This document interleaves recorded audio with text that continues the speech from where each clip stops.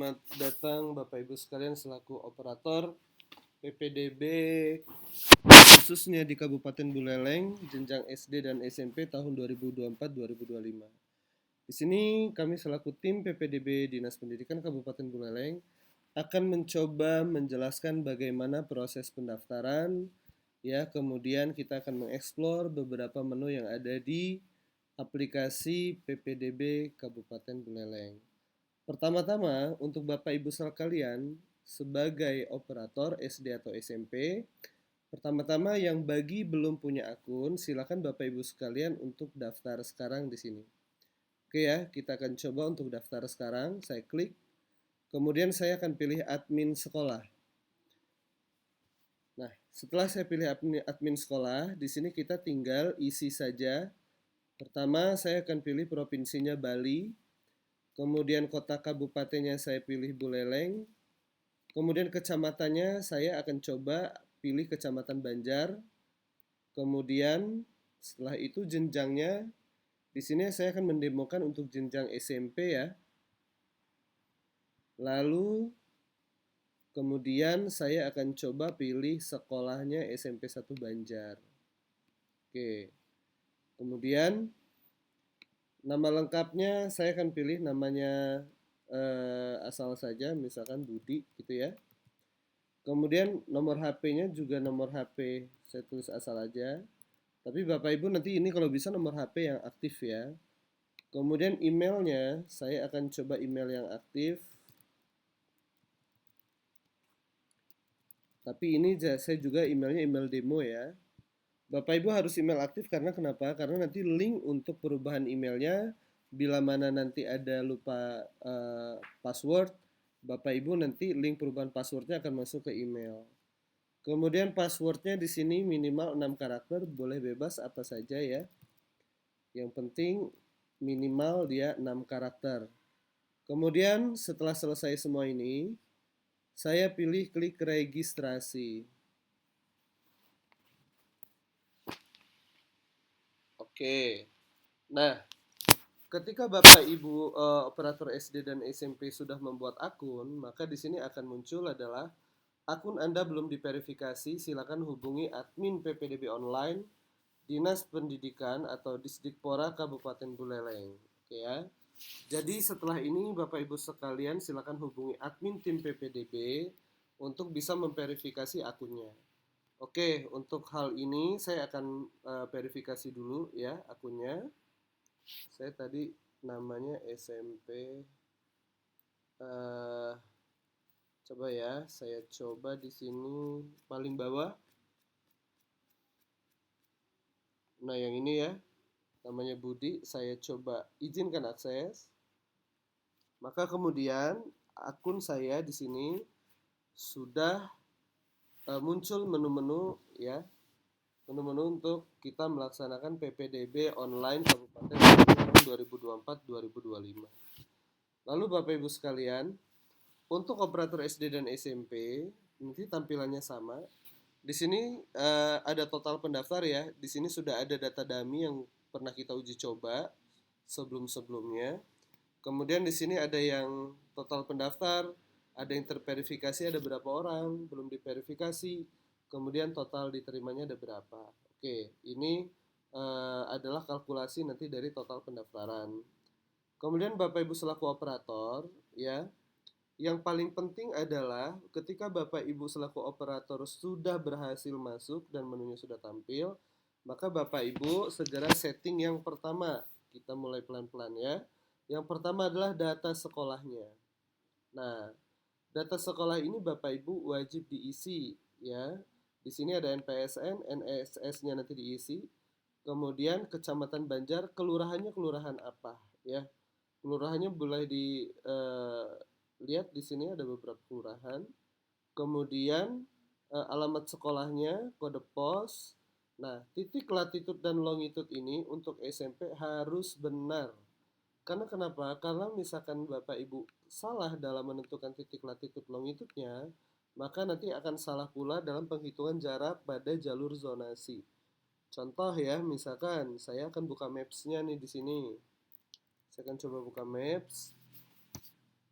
Kemudian tadi saya pilih SMP N1 Banjar gitu ya. Itu Banjar, saya enter saja. Coba kita lihat ada di mana. Nah, ini oh sorry, ini Banjar Jawa Barat, berarti Kabupaten Buleleng ya. Buleleng, coba kita cek. Mungkin di sini mungkin. Oh, masih sama ya. Kita lihat, oh yang ini, mungkin yang ini. Nah, ya benar yang ini ya. Oke, berarti kita lihat yang ini, kita besarin aja. Nah, coba kita lihat yang mana tadi. Nah, di sini ya. Nah, ini kan SMP-nya nih, Bapak Ibu sekalian ya. Nah, ini SMP-nya untuk menentukan titik latitude longitude-nya. Kita lihat ya. Kita cek di sini, kita tinggal klik aja. Klik kanan, kemudian kita copy paste yang ini. Copy paste ini tinggal kita masukkan ke sini gitu. Oke ya. Kemudian kita lanjutkan nomor telepon, diisi boleh nama Capsec, boleh nomor HP Capsec juga boleh. Yang ini biarkan saja, kemudian ini kita simpan datanya. Ya, nah itu dia. Sekali lagi Bapak Ibu jangan lupa untuk mengisi titik latitude dan longitude-nya jangan sampai salah. Kemudian Bapak Ibu sekalian, setelah selesai dalam mengecek data sekolah, kemudian Bapak Ibu sekalian selaku admin, ini Bapak Ibu kita klik menu tim PPDB, Bapak Ibu bisa membuatkan tim PPDB-nya ya, misalkan Bapak Ibu menugaskan ada beberapa orang, tentunya ini nanti berkolaborasi dengan kepala sekolah ya. Misalkan ada 2 orang selaku tim verifikator, ada 2 orang selaku tim penerima pendaftaran seperti itu. Jadi contoh misalkan tim PPDB-nya nggak satu, biar cepat selesai, Bapak Ibu tinggal klik kecamatannya, misalkan Banjar. Nah ini adalah timnya ya, jenjangnya SMP. Kemudian sekolahnya ini. Kemudian nama lengkapnya uji coba misalkan gini. Ini saya buat aja uji coba. Kemudian nomor HP-nya saya asal, alamat emailnya saya asal dulu ya di sini ya. Nah, sebagainya di sini hanya bisa sebagai tim PPDB. Passwordnya ini saya buat, oke ya. Nah, kita tunggu. Nah, tim PPDB ini adalah yang ngebantu admin gitu loh. Di sini ada admin sekolah, di sini ada tim PPDB. Boleh berapa orang tim PPDB-nya? Ini boleh banyak ya, bisa 5, 10, ini bebas unlimited. Kemudian tim PPDB ini bisa diizinkan akses atau ditutup aksesnya oleh admin PPDB ya. Jadi untuk admin PPDB, bila mana misalkan tim PPDB-nya ikut andil atau ikut membantu, misalkan membantu dari jam 8 sampai jam 12 ya.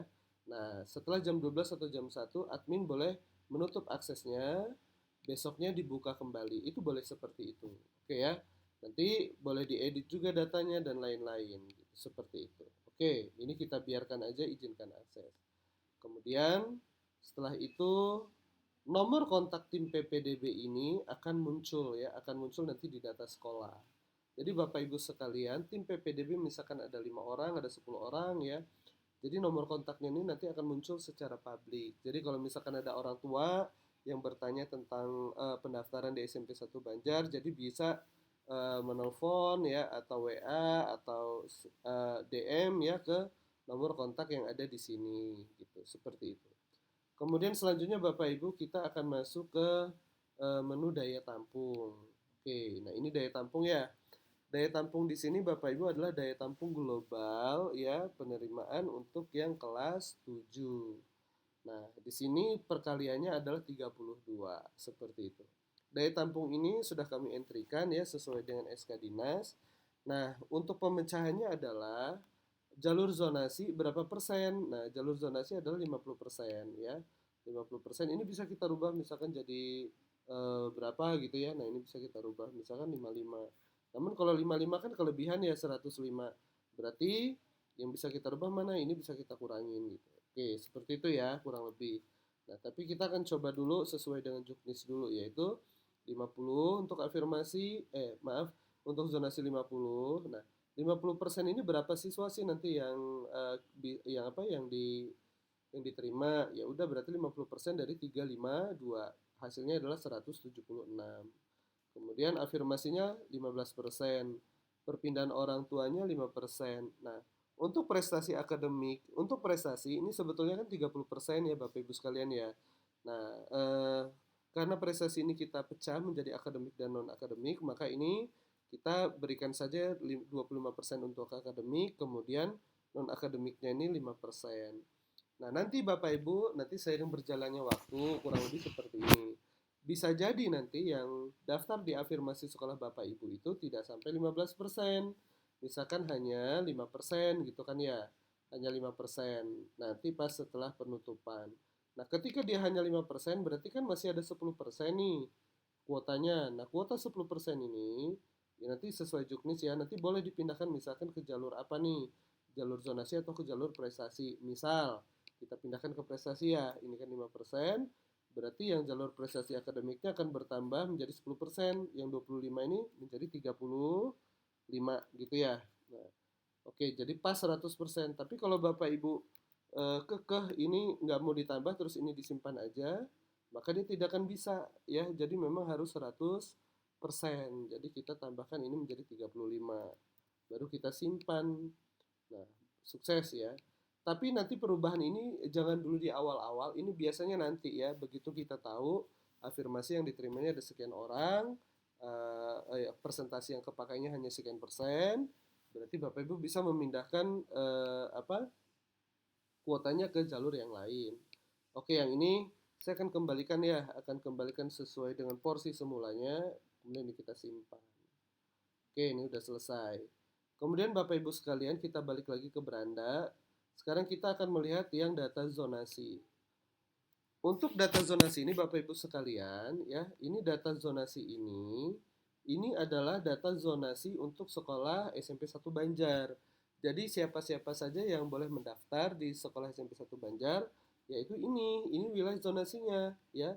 Ada Banjar Dinas Ambengan, Desa Banjar, kemudian ada Banjar Dinas Melanting, Desa Banjar, dan seterusnya dan seterusnya. Nah, itu di sini. Jadi nanti siswa yang tidak ada di wilayah zonasi ini berarti tidak bisa mendaftar di SMP 1 Banjar khususnya untuk wilayah zonasi ya dan perpindahan orang tua. Oke, ini ya. Kemudian untuk info untuk jadwal PPDB ya, itu semua udah kita sajikan, Bapak Ibu nanti tinggal lihat saja. Ini juga nanti bisa dicek oleh orang tua ya, orang tua bisa akses di link kita ippdb.bulelengkap.go.id gitu. Kemudian Bapak Ibu sekalian, tibalah saatnya kita akan mengecek data pendaftarannya. Saya akan klik ya di data pendaftaran. Nanti Bapak Ibu sekalian selaku operator SMP ya atau SD, mungkin ada beberapa SD saja yang terpilih untuk pelaksanaan aplikasi online kita ini. Jadi sekarang saya akan contohkan yang SMP ya. Nah, di sini sudah ada data dummy. Data dummy adalah data yang pernah kita coba untuk mendemokan ya beberapa minggu yang lalu seperti itu. Nah, di sini sudah ada beberapa yang muncul. Caranya adalah jadi Bapak Ibu selaku operator SMP, Bapak Ibu nanti tinggal menerima saja data ini dari operator SD yang mendaftarkan siswanya yang kelas 6 menuju ke SMP. Jadi nanti Bapak Ibu tinggal lihat saja nanti data-datanya ya seperti itu ya. Nah, bagaimana nanti misalkan Pak, apakah kami selaku operator SMP bisa mendaftarkan anak kami melalui beranda kami? Jawabannya bisa.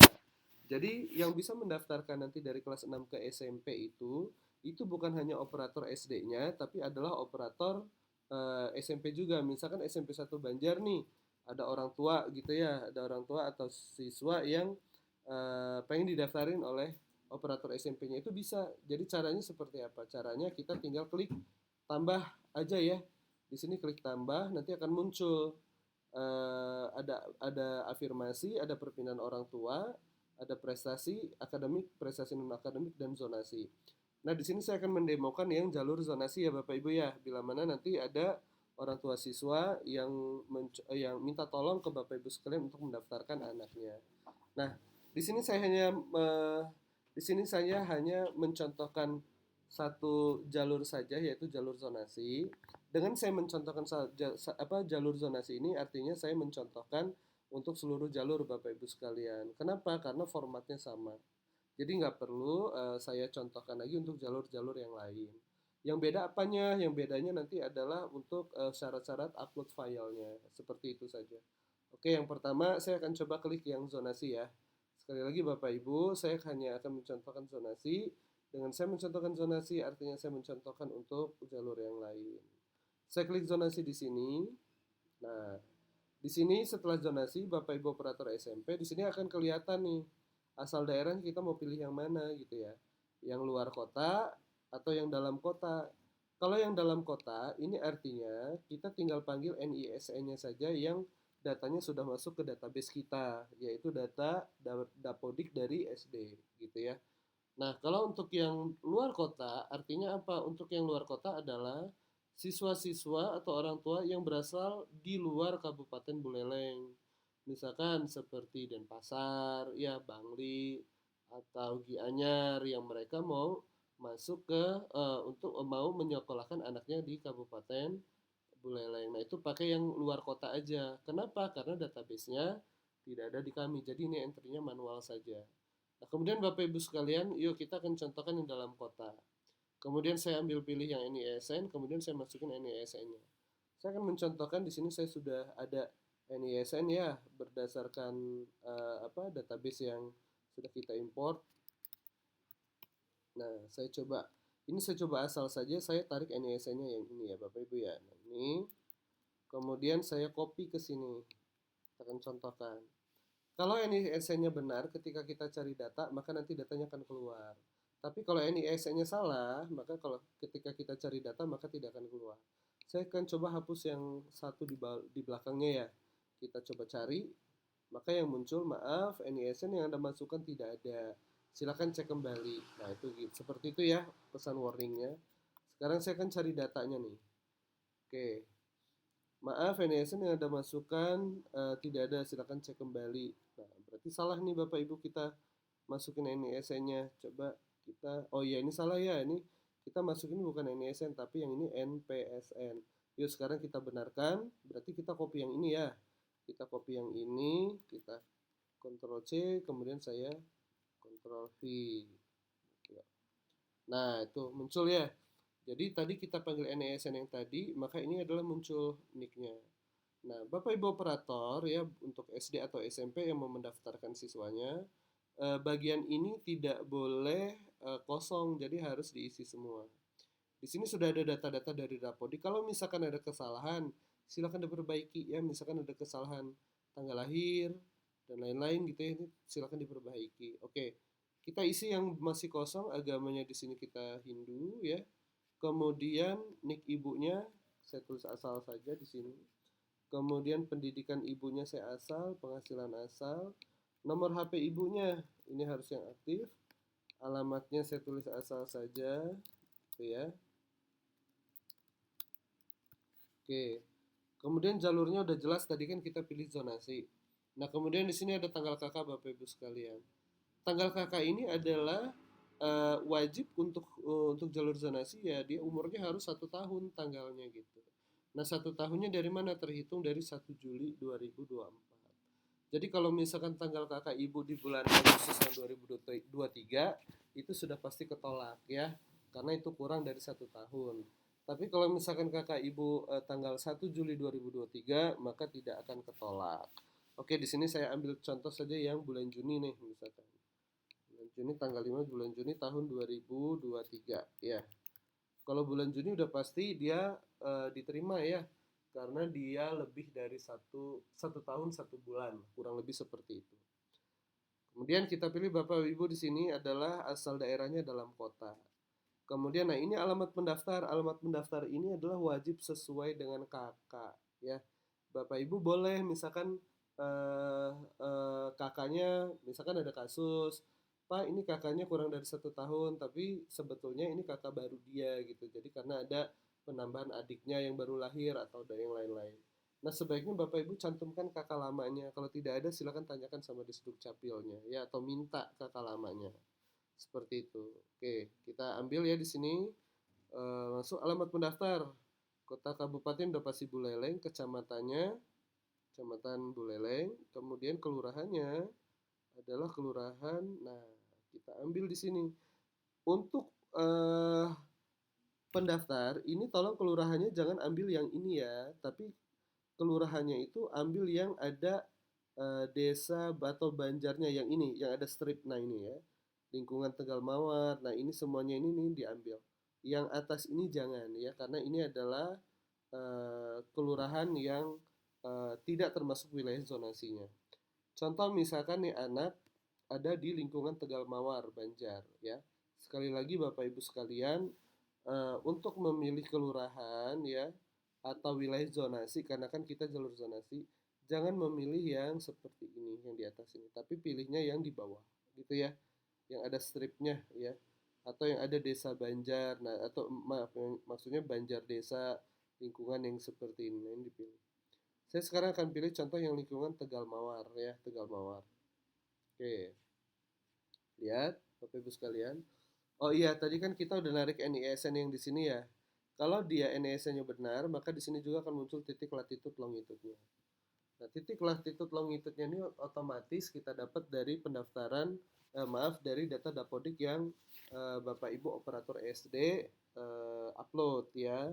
Nah, namun kalau misalkan nanti titik latitude longitude-nya salah, gampang caranya Bapak Ibu tinggal di copy paste aja dari sini dari Google Map gitu. Ya, apanya yang di copy yaitu ya alamat rumahnya, titik latitude dan longitude-nya seperti itu. Sekarang kita tinggal pilih ya sekolahnya seperti nah, misalkan SMP 1 Singaraja. Oke. Nah, kalau ketika kita klik SMP 1 Singaraja, Bapak Ibu, maka jaraknya otomatis sudah 1,9 kilo atau 1917,7 meter. Ini caranya tarik garis lurus seperti itu ya. Nah, untuk bagaimana cara menentukan titik latitude longitude yang akurat, Bapak Ibu cukup klik yang ini aja nih. Klik di sini cara menentukan titik latitude dan longitude-nya. Nah, ini ada ya. Ini ada, udah kami buatnya. Bapak Ibu tinggal pakai saja atau tinggal lihat saja seperti itu. Ini kita tutup aja ya, nanti tinggal dilihat. Nah, kalau misalkan saya ambil nih kelurahan yang mana ya, yang paling bawah deh yang ini. Nah, sekolah mana yang available jika saya wilayah zonasinya yang ini gitu. Kita cek. Oh, yang available adalah sekolah yang SMP Negeri 1 Sukasada. Kalau saya klik ya, maka jaraknya adalah 4,7 kilo. Oke. Saya balikin lagi ya yang ini ya. Saya balikin lagi misalkan yang atas tadi gitu ya.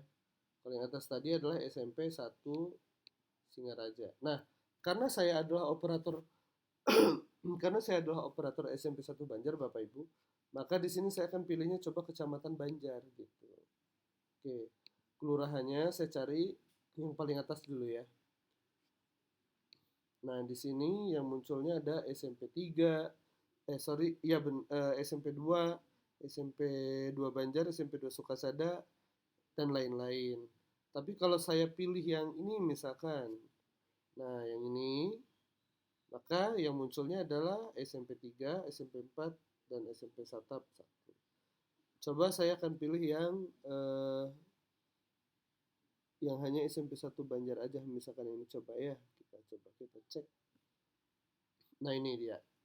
Saya klik SMP 1 Banjar. Nah, maka ini jaraknya kejauhan ya Bapak Ibu ya.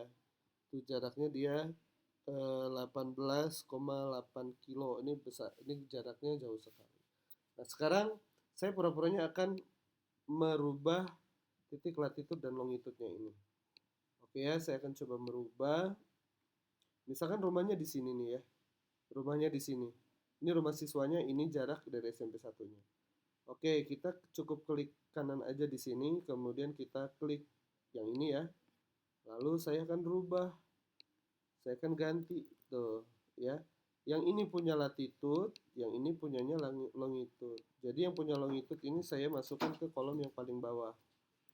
Oke. Kemudian yang ini kan ada komanya nih. Nah, ini kan ada koma, komanya ini harus saya hilangkan. Karena kalau tidak saya hilangkan nanti perhitungannya akan error ya. Oke, Bapak Ibu ya. Oke, sekarang saya coba simpan datanya.